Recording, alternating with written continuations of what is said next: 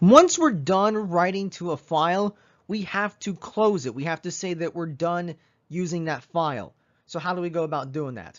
Well, if we want to close a file, we would use the close method. And the way we do this is we're going to actually invoke this method on the StreamWriter object. We're not going to pass the file path. We're not going to create an object of the file class and do anything with it. This is part of the StreamWriter class, so we would invoke it on the StreamWriter object. So for example, if fw is our StreamWriter object, we would simply call fw.close, and that will close the file, and we wouldn't be able to write to it again unless we open it by creating a new object of the StreamWriter class. Why is this important? Well, if we don't close the file, that actually means a couple things. It means that no other process can access the file, which means if you try to open it up, it won't let you do it. It'll say that another program is currently using it. Another issue, and this is actually a very common issue that I have seen students do, and I have done this myself more than once, where if you write to a file and you forget to close it, then what happens is the contents doesn't actually get written to the file. The actual writing happens during the closing process. So if you write a program that's supposed to write to a file, then you close it, and then you open up your file and you see that there's nothing written there, it's probably because you forgot to close the file in your program. Here is a simple but complete example of writing to a particular file. Now, granted, this assumes that we would import the system.io library ahead, but this is the code that would actually be in our main sub or some sub. So we have a string that's test.text, and we store that in fn. We then have fw as an object of the StreamWriter class, and then we have equals new StreamWriter, and we pass the file name. Here, we are assuming that this file is in the same folder. If it's not, then this will just create the file for us in the same folder that the program exists. Then we would call writeLine to write hello world to the file, and then we would have fw.close to say that we're done writing to it, so we would close the file and everything would be written to that file. But this is a pretty simple example. There is another approach to using our StreamWriter object for writing to files. So sometimes our code does require an unmanaged resource. And for example, this will include file stream objects. Now, why do we call this an unmanaged resource? Well, that's because we have to manually close the file when we're done with it. We just showed that we had to use the close method whenever we opened a file. So it's not something that's automatically managed by the program. We have to do something about it. There is a type of statement in Visual Basic that we can use to help us out with that. And this is what's called the using block. What the using block does is it guarantees the disposal of such an unmanaged resource when we're actually done with it.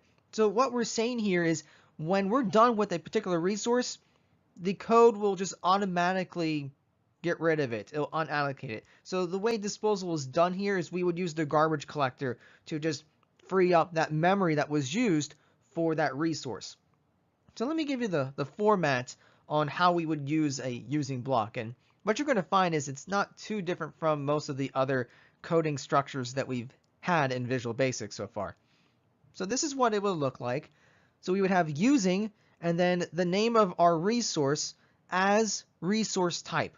So think of this as similar as declaring a variable or creating an object of some class. And then inside of it, we would have the statements that involve working with that particular resource. And then we would end the block by using the words end using.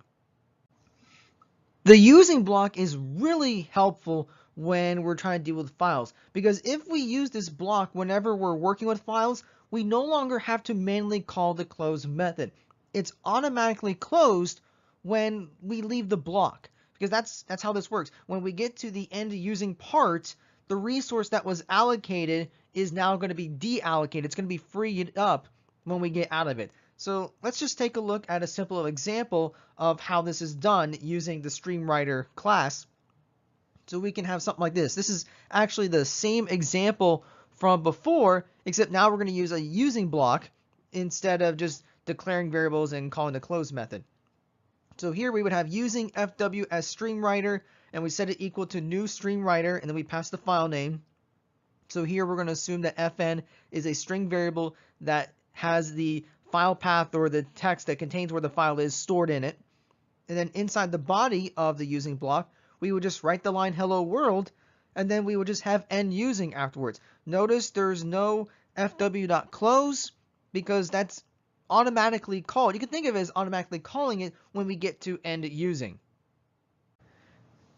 We mentioned this a little bit already, but now I want to go into some more details about it. So there is an alternative approach for creating and writing to a file, and we would use the create text method. And this comes from the file class.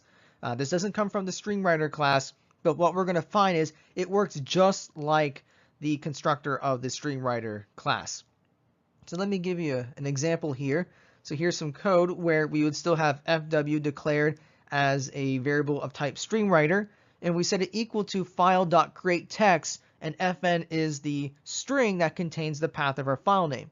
So createText will still return an object of the string writer class. So you can use either one. So the first thing that this method does is it will create a new file.